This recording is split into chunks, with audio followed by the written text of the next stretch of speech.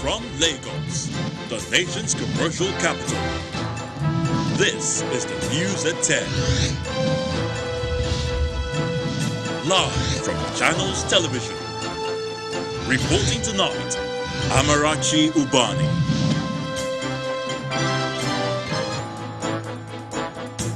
Tonight, it's day 2 of the UN General Assembly. President Muhammadu Buhari, in a pre-recorded message, promises transformative actions to reverse severe impact of global warming.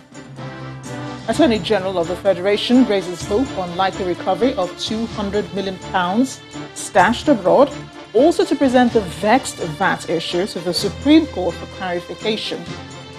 Chairman of the Economic and Financial Crimes Commission, Abdulrasheed Bawa, testifies before Lagos High Court, accuses Nadable Oil and Gas Company for engaging in subsidy fraud. And the World Health Organization moves for clean energy that will reduce deaths from key pollutants that cause cardiovascular and respiratory diseases globally. Plus, international news from our London studio. On business news tonight, U.S. investment bank JP Morgan sees 1.5% lower growth for Nigeria's economy amid recovery efforts. On sports news tonight, the Nigeria Women's Football League picks December the 8th for start of new 2020-21 Premiership season. And from Abuja, Chief of Defence Staff General Lucky Irabo emphasizes synergy among the armed forces personnel in the attainment of national security objectives.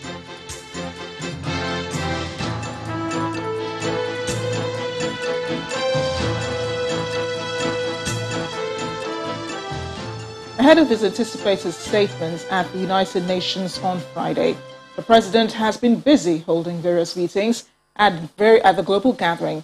Today, President Muhammadu Buhari was part of the general debate where heads of state made presentations physically and virtually.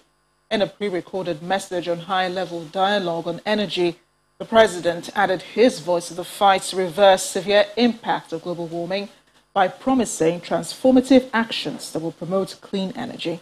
Our State House correspondent, Gloria Ubizuki, reports. Day 2 of the hybrid general debate of the United Nations General Assembly, where world leaders gathered in person and on screen, has more heads of state delivering their statements. About 60 heads of state pre-recorded their messages this year. In a pre-recorded message on high-level dialogue on energy, the Nigerian president opens up on actions by the country to tackle and reverse severe biodiversity loss. Our commitment to tackle and reverse the severe trend of biodiversity loss remains unwavering as anchored on the following. A. Regional and inter-regional cooperation, which we are currently championing. B. Expansion of protected areas, including the establishment of 10 new national parks across the country, as well as creation of marine protected areas pursuant to the 30 by 30 agenda of the Convention on Biodiversity. As countries try to make sufficient consultations on the sidelines, the Nigerian president is also engaging in bilateral meetings with other heads of state. Nigeria pledged to provide greater assistance to Burundi, a country its president insists is currently out of conflict. He also met separately with the Deputy Secretary General, who has recently been discussing with member countries the high stakes for protecting the planet and cutting greenhouse gas emission. Member countries are undoubtedly riveted on the issue of the COVID-19 pandemic, but are also making stringent efforts to open up new frontiers of engagements that could potentially and sufficiently respond to their needs at this time. From New York, Gloria Umezuki, Channels Television News. Back home, efforts at curbing illegal financial flow and recovering of looted funds from the country appear to be yielding more results. To take the efforts further, the Attorney General of the Federation, Abubakar Malami, says he'll be holding talks with officials in Washington, D.C. on the procedure for the return of about 200 million naira from the United States. He was speaking, of course, on the sidelines of the United Nations General Assembly in New York, where he also touched on the raging VAT controversy. The investigation reveals in 2019, the Attorney General of the Federation, who also doubles as the Minister of Justice, Abubakar Malami, announced that Nigeria recovered a total sum of 59.16 billion naira and over $779 million across board. It turns out, 2 years after, that there's more money stashed in foreign banks. The ongoing United Nations General Assembly in New York provides an opportunity for Nigeria to discuss with countries warehousing these illicit funds. The Attorney General says there's hope that about £200 million will be recovered.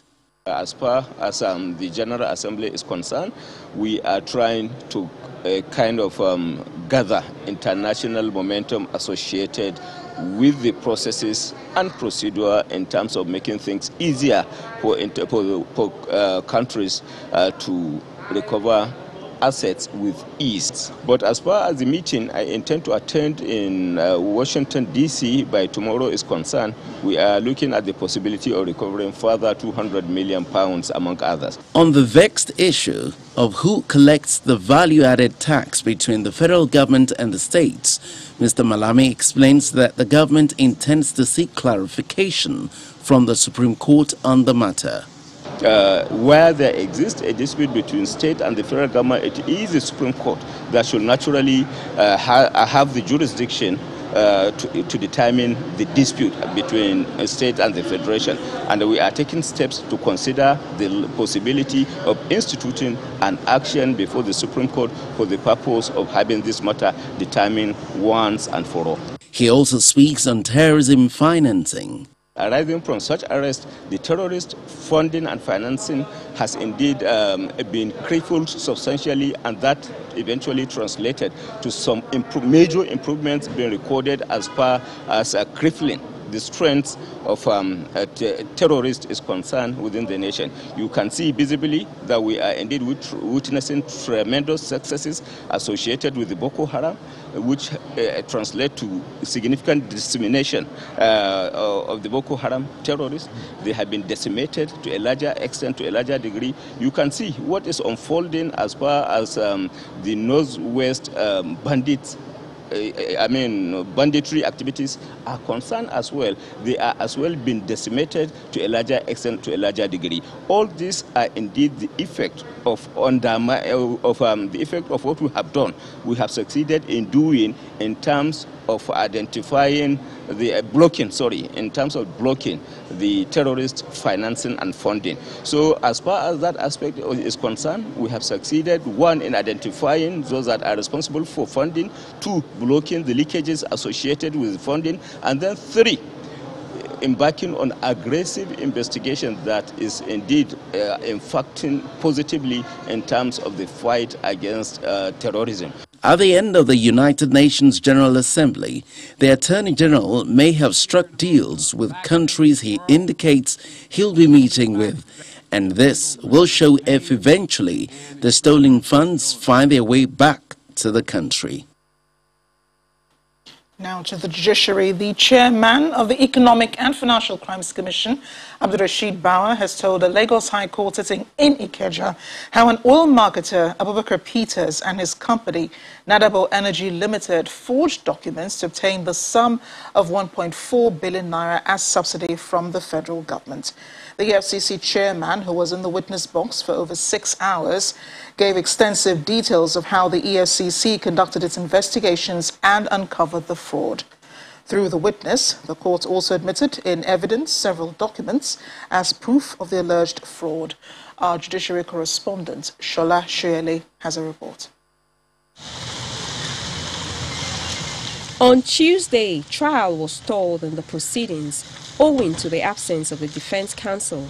But on Wednesday morning, all parties were present in court, and the star prosecution witness, chairman of the Economic and Financial Crimes Commission, Abdulrasheed Bawa, was ready to proceed with his testimony.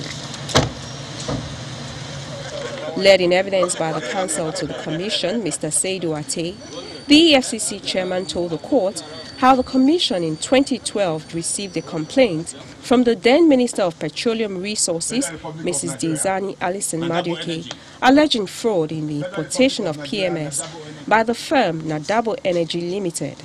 It equally received a petition from the law firm of Senior Advocate of Nigeria, Femi Falana. These petitions form the bedrock of the investigation against Abubakar Peters and his company. A special team constituted by the EFCC to probe the subsidy regime questioned officials of the Petroleum Products Pricing Regulatory Agency (PPRA), the CBN, Enterprise Bank, the Debt Management Office, the Nigerian Ports Authority, the Nigerian Navy, and many other companies involved in dealing with Nadabo Energy Limited. The team found that the defendant forged all the documents leading to the subsidy payment of 1.4 billion naira by inflating the quantity of petroleum products he imported. I'm personally testifying because I was the lead investigator that investigated the matter way back in 2012. The defendant claimed to have imported 12,000 metric tons, which is equivalent of about 16.8 million liters. And our investigation confirmed to us that only 6,000 metric tons were imported, which is equivalent of about 8 million liters. And as a result of what he presented to the government, he was paid a subsidy of 1.4 billion, when ordinarily he ought to have been paid only 600 million. When the EFCC sought to put into evidence documents to back this testimony, the defense counsel, Osage Isiramen, raised objections to their admissibility. After listening to arguments for and against, Justice Sadoten Ogunsoya overruled the objections and held that the documents were properly obtained during the course of the EFCC's investigations. Mr. Bawa will be back in court on the 1st of November for his cross-examination. Shola Shrieli, Channels Television News. Staying with legal matters, the Federal High Court in Abuja has fixed November 17th to hear all applications by the Economic and Financial Crimes Commission, the Attorney General of the Imo State and 48 others, challenging the jurisdiction of the court to hear a suit filed by the former governor of Imo State, Senator Rochas Okorocha, seeking to stop the Imo State government from confiscating and demolishing his properties. The trial judge, Justice Ahmed Muhammad, moved for the adjournment shortly after the counsel to Okorocha, Mr. Oba Maduabuchi, told the court that his head of chambers, Emeka Okoye, had passed on. The judge also added that the issue of jurisdiction ought to be heard first before the main suit. The court had on August 12, 2021, declined the request of the former governor for an order to stop the EFCC and the Imo State governor from confiscating his properties based on reports of various panels that investigated alleged financial infractions he allegedly committed while in office. We move to Kwara State now, where the Asset Management Corporation of Nigeria, AMCON, has taken possession of the residence of former Governor Abdul Fattah Ahmed. The property, located at number 19B Abdulrazak Road, GRA, Ilorin, is among properties seized by AMCON following an interim order granted by the Federal High Court in Lagos. The interim order was granted attaching the sum of 4 billion naira due and accruing from Trans Properties and Investment Limited, Trans IT and Consultant Limited, and Alhaji Abdul Fattah Ahmed. The former governor and the two companies are the defendants. The order also grants AMCON the possession of all movable and immovable assets of the defendants in 9 locations in Abuja, Lagos, and Ilorin. Meanwhile, the former governor, Alhaji Abdul Fattah Ahmed, has reacted to the development, saying the reported takeover of his Ilorin property by a lawyer purporting to represent AMCON was unnecessary and overzealous because there are ongoing talks to resolve previous transactions with 2 defunct banks. In a statement by his media aide, Wahab Oba, Ahmed clarified that the dispute was based on a margin loan he secured from Intercontinental Bank and Finbank in 2009 for the purchase of shares, which was then lumped with unrelated loans obtained by others.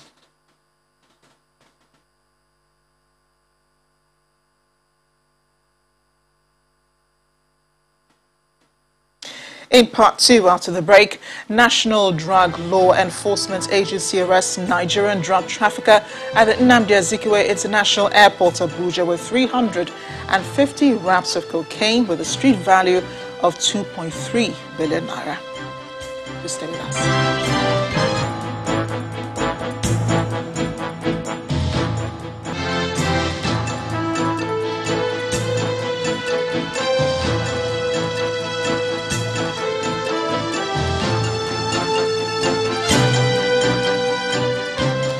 Welcome back. If you just joined us, you're watching the news at 10 live on Channels Television Lagos.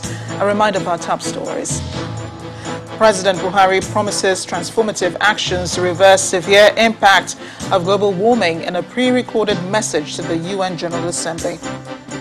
Attorney General of the Federation to present the vexed VAT issue to the Supreme Court for clarification also raises hope on likely recovery of £200 million stashed abroad. Chairman of the Economic and Financial Crimes Commission, Abdurrashid Bawa, accuses Nadabo Oil and Gas Company for engaging in subsidy fraud as he testifies before Lagos High Court. And the World Health Organization moves to reduce deaths from key pollutants that cause cardiovascular and respiratory diseases globally by promoting clean energy strategies.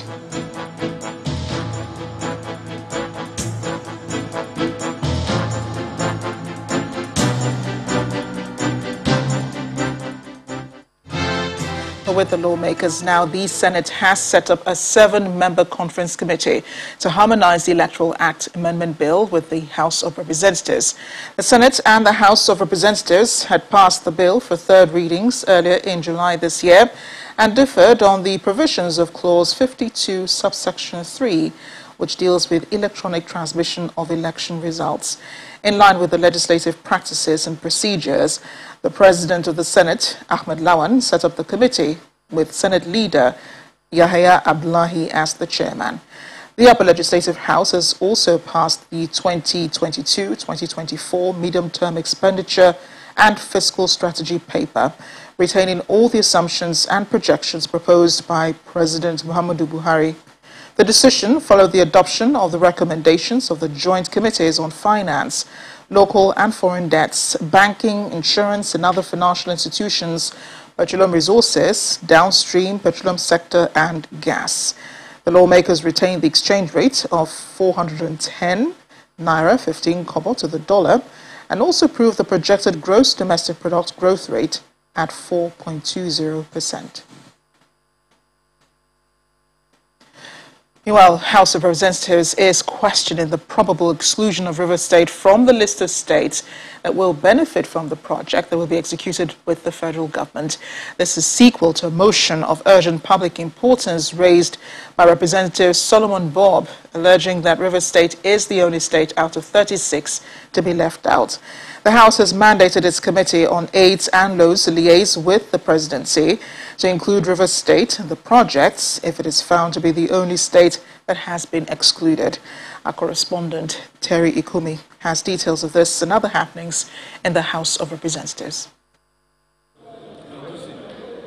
About a week after President Muhammadu Buhari wrote to the National Assembly requesting approval to borrow $4 billion and 710 million euros from bilateral and multilateral organizations to fund the deficit in the 2021 budget, including critical projects. A lawmaker raises a matter of urgent public importance, alleging that his state is the only state that will not benefit from the loans. Rivers State is the only state that is excluded from the list of state beneficiaries of projects to be executed with the loans.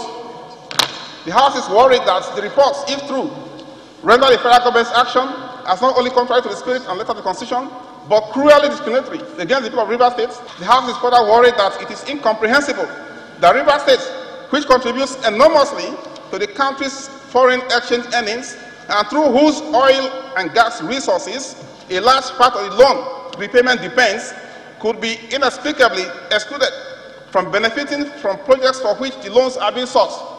If all other states are included in the list of state beneficiaries for the loans, River States must be included. Absolutely. Meanwhile, the House wants the federal government to urgently commence emergency repairs on the failed portion of the Onitsha-Owerri Expressway. The matter was raised as a matter of urgent public importance by the Deputy Minority Leader. This development has cut the expressway into two parts, leading to the entrapment of fuel tankers laden with diesel in the gully. The House is aware that it took the intervention of the personnel of the Federal Road Safety Corps to ensure that the contents of the trap tanker was transloaded while the remaining portion of the road remains closed to avoid loss of lives. The lawmakers also want all federal roads to be urgently attended to. In the meantime, following the failed doping test of Nigerian athlete Blessing Okagbari, the House has mandated its Committee on Sports to invite the Sports Minister. The Green Chamber is also urging the Federal Ministry of Youth and Sports Development to put necessary measures in place to ensure compliance with extant regulations at both local and international competitions. Terry Ikumi, Channels Television News. Away from the lawmakers, operatives of the National Drug Law Enforcement Agency, the NDLEA, have arrested a Nigerian man at the Nnamdi Azikiwe International Airport, Abuja, with 350 wraps of cocaine worth over 2.3 billion naira in street value. According to a statement by the Director, Media and Advocacy of the NDLEA, Mr. Femi Babafemi, 38-year-old Oke Eze was arrested today during an inward clearance of passengers on an Ethiopian airline flight on route Bamako, Addis Ababa, Abuja. The illicit drug, weighing 7.70 kilograms, was concealed in 8 packs, tucked in different parts of his luggage. In his confession, Eze, a resident of Bamako, Mali, said he came into Nigeria with the drug because he needed to raise money to take care of his late elder brother's 4 children. Chairman and Chief Executive of the NDLEA, Brigadier General Muhammad Buba Marwa, commended the commander, officers and men of the command for their vigilance.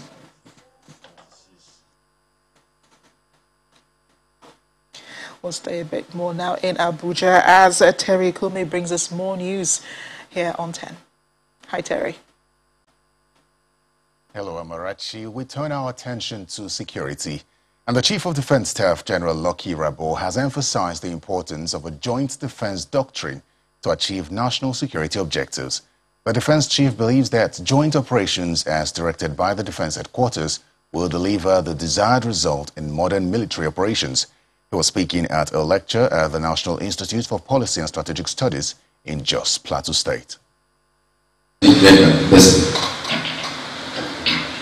It's a gathering of senior executive course participants, particularly drawn from the military, for the opening of the Defense Week lecture taking place at the National Institute for Policy and Strategic Studies in Kuru, Jos, Plateau State.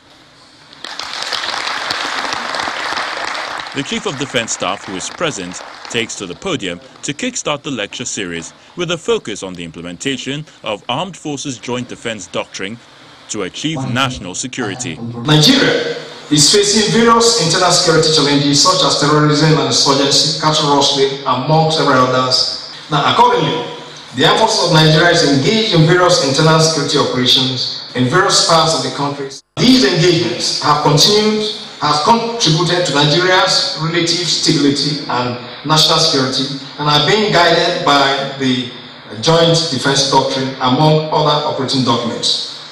The Acting Director General of NABS in Kuru says the lecture is part of the curriculum that will enhance participants' understanding regarding defense and security, even as General Irabo emphasizes the need for synergy between the military, other security agencies and stakeholders. It is important that participants who come from different ministries, departments and agencies of government and different sectors of the national economy should understand the requirements of defense for the security of this country. And again, it's an opportunity to critically sensitize participants to the problems of security in the country. There are legal issues, institutional issues, legal frameworks that need to be put in place. Given that the armed forces do not operate in isolation, our operations are complementary to those of the police and other agencies. And issues of national defense and security is not solely military-centric engagement. It is all stakeholders' engagement. Other security chiefs, including the Inspector General of Police, are expected to deliver lectures in the course of the Defense Week at the Institute, even as the task to ensure Nigeria's security continues. In a related development, the Chief of Army Staff, Lieutenant General Farouk Yahaya, continues his tour of army formations across the country. Today, the Army Chief was at the 35 Artillery Brigade, Alamala, in Abeokuta, the state capital, where he inspected the guard of honor mounted by men of the brigade, after which he assured them of improved welfare and security for Nigerians.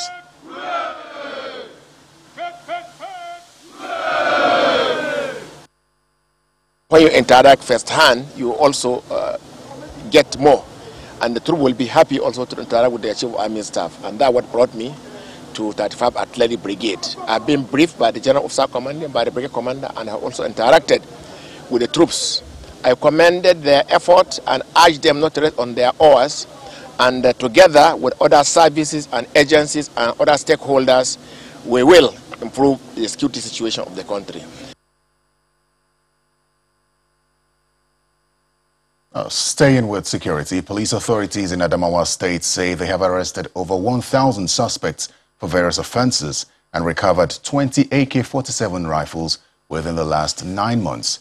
The Commissioner of Police in the state, Adamu Aliyu, stated this at the headquarters of the State Command in Yola, the Adamawa State capital, while parading the suspects. According to him, the achievement is an indication that the police is committed to ensuring that the state is safe and the people are secured.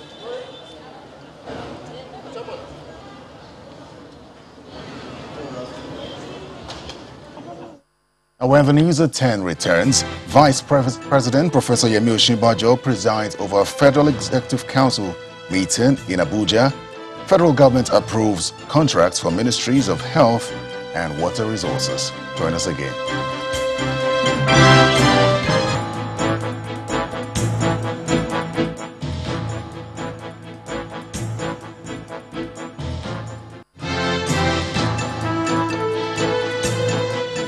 Welcome back to the News at 10.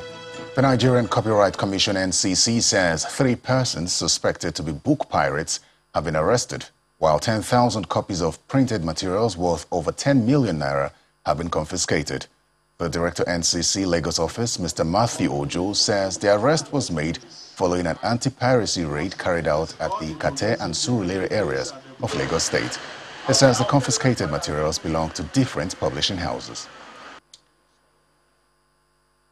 And that's all from the nation's capital. Back to Lagos with Amarachi Ubani.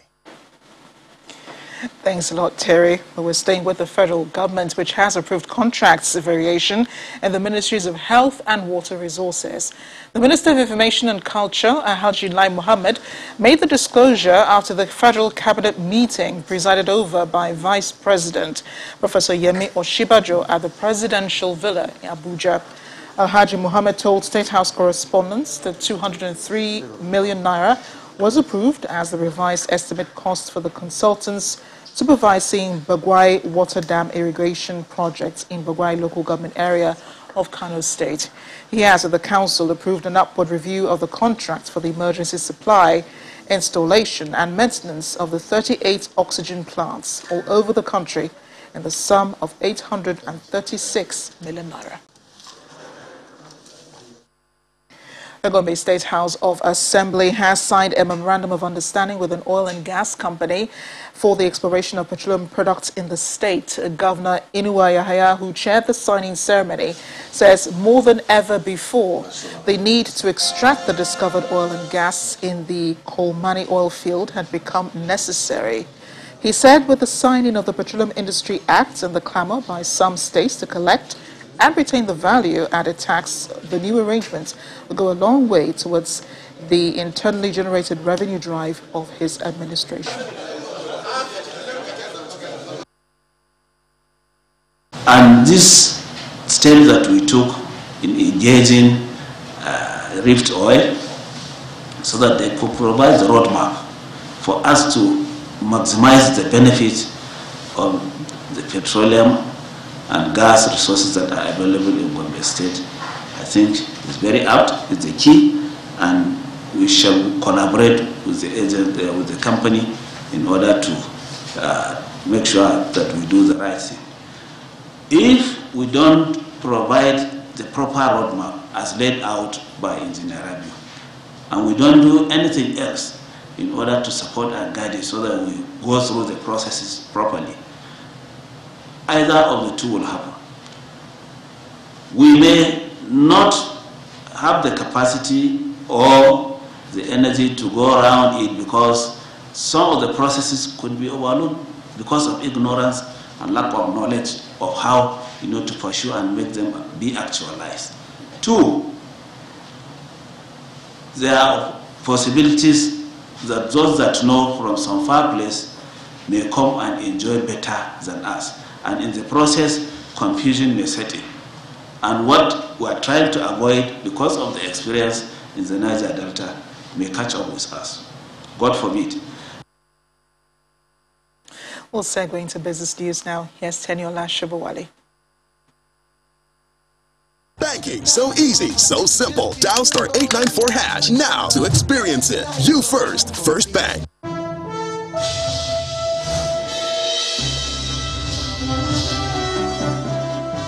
Thanks a lot, Amarachi. Welcome to Business News.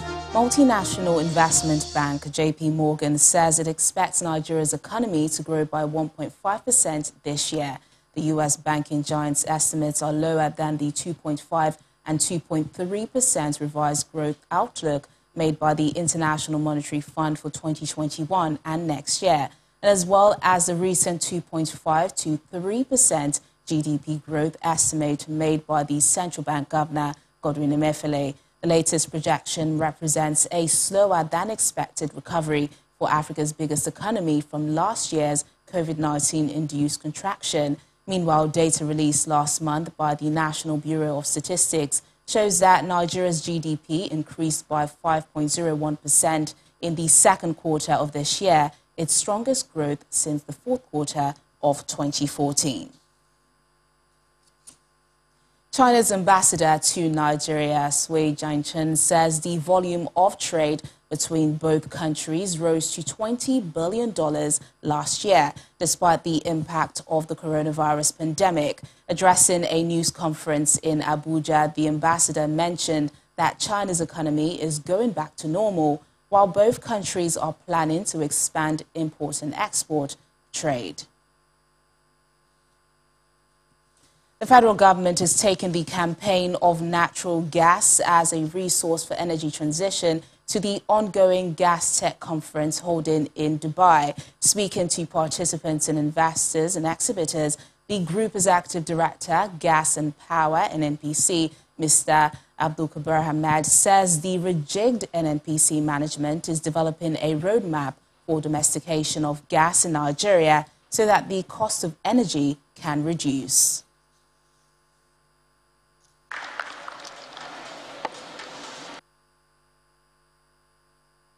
What the gas activities will do in this sense is to, first of all, ensure that there is a market for the gas domestically in the first place, and that can only be done by encouraging people to come onto it, making people understand that it is cheaper and cleaner to use gas, which the NNPC and the federal government has directed the NNPC to champion, especially by declaring year 2020-21 as decade of gas.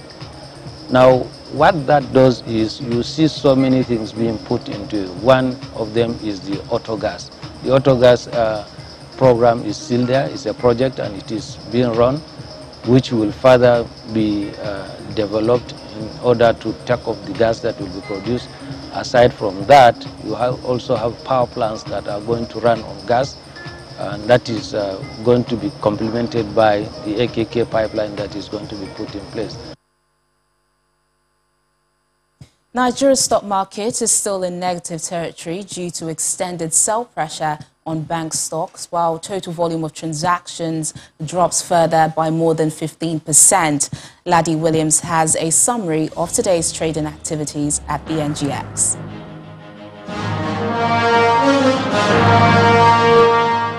And it's a third negative session in the week, and that's the story from the floor of the Nigerian Exchange Group as the long market continues.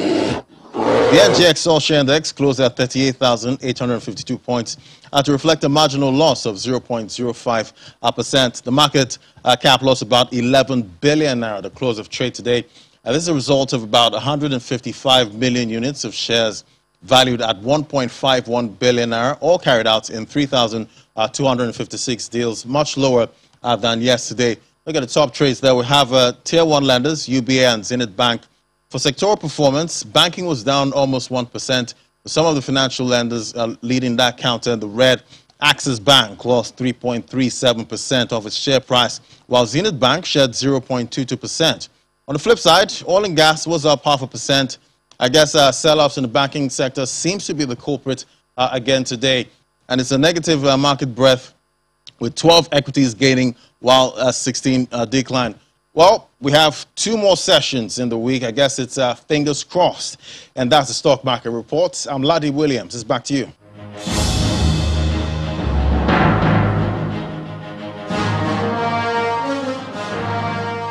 Thanks a lot, Laddie. Meanwhile, let's find out how major global equities markets ended midweek trading session.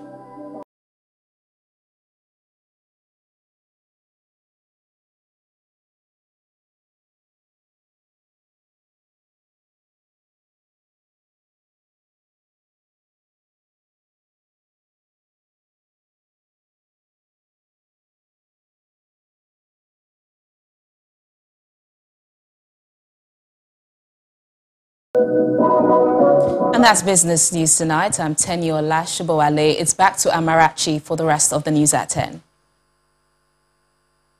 Banking, so easy, so simple. Dial *894# now to experience it. You first, First Bank. Thanks, Teniola. Still ahead on the news at 10. World Health Organization moves for clean energy that will reduce deaths from key pollutants that cause cardiovascular and respiratory diseases globally. Stay with us.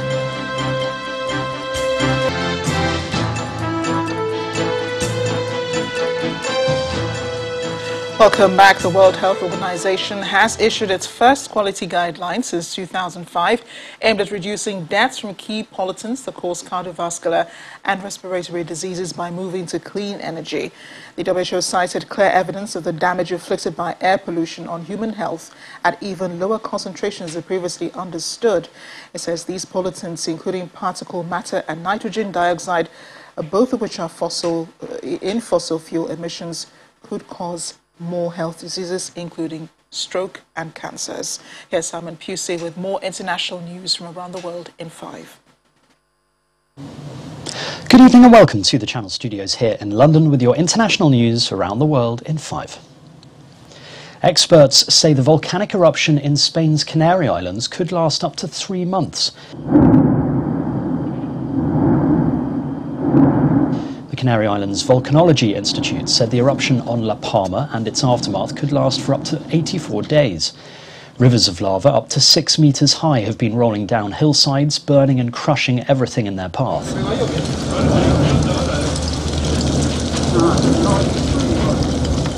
Extraordinary footage has emerged of molten rock edging their way down roads and surrounding and destroying houses. Around 6,000 of the 80,000 people living on the island have been forced to leave their homes to escape the eruption so far, though there have been no reports of fatalities. Angry scenes have broken out at Haiti's main airport after migrants were deported to the country from the US, with people throwing shoes at the plane they just got off. Footage shows people scrambling for their personal belongings after their bags were dumped out of the plane during the chaos. Last weekend, the US started flying out migrants from a Texas border town. About 13,000 would-be immigrants have gathered under a bridge connecting Del Rio in Texas to Ciudad Acuna in Mexico.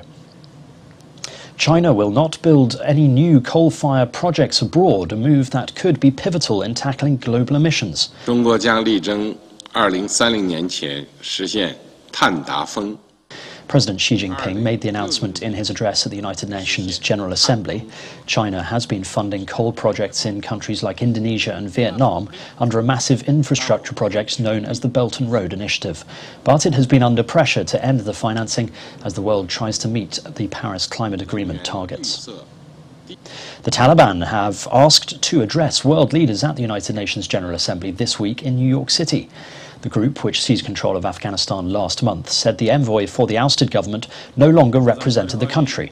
The request to participate in the high-level debate is being considered by a credentials committee whose 9 members include the US, China and Russia. That's according to a UN spokesperson. The Ethiopian government says rebels have destroyed thousands of health facilities in the northern part of the country. Over 1.9 million people in the Amhara and Afar regions have no access to health care after rebels loyal to the Tigray People's Liberation Front reportedly vandalized health facilities. They're thought to have destroyed 20 hospitals, 277 health centres and 1,162 health posts in the Amhara region alone. The rebels have not yet responded to the latest accusations. Australian Prime Minister Scott Morrison has said there have been no reports of serious injuries so far after a magnitude 6 earthquake struck near Melbourne earlier. The earthquake is reportedly one of the country's biggest on record, causing damage to buildings in the country's second largest city and sending tremors throughout neighbouring states.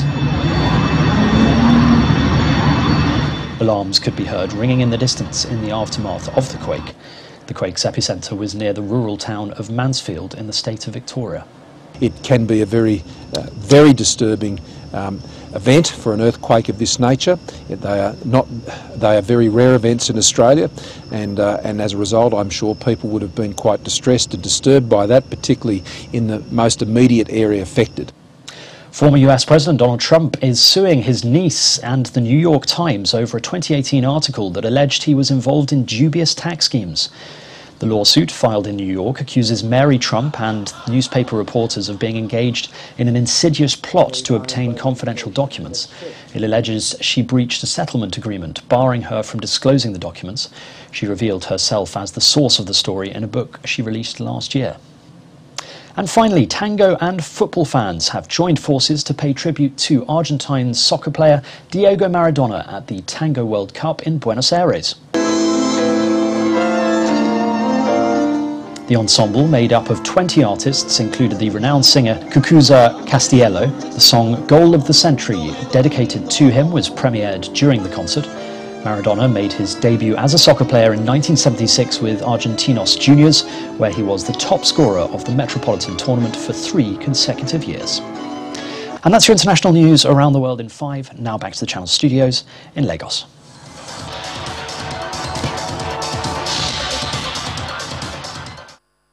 Time now for sports news. Reigning African champions, the D Tigers, will face Côte d'Ivoire in the quarter-final of the FIBA Women's AFROBASKET holding in Yaoundé, Cameroon.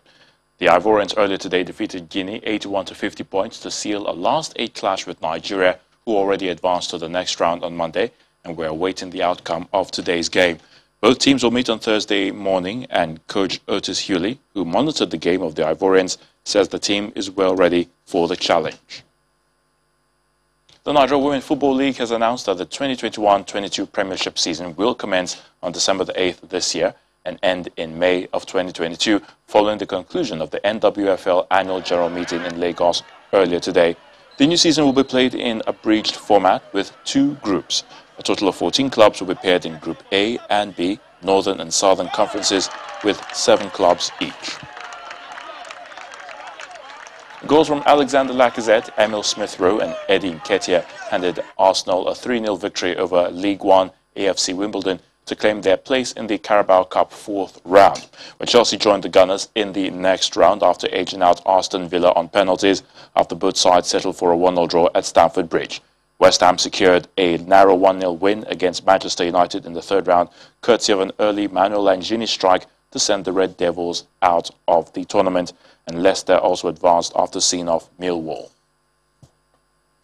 Canelo Alvarez and Caleb Plant have started their scheduled title fight more than a month early after both boxers traded punches during a stare-down at a news conference. The atmosphere was already tense when they went eyeball to eyeball, with both muttering insults to each other. Alvarez and Plant are scheduled to fight for the undisputed super middleweight championship on November the 6th in Las Vegas, US. And that's a wrap on sports.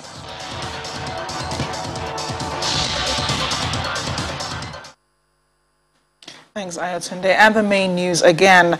President Muhammadu Buhari, in a pre-recorded message today, promised transformative actions to reverse severe impact of global warming.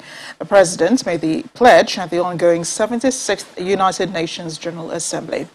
Also today, the Attorney General of the Federation raised hope on likely recovery of £200 million stashed abroad and promised to present the contentious VAT issue to the Supreme Court for clarification. That's it on the news at 10. Thanks for watching. I'm Amarachi Ubani. Good night.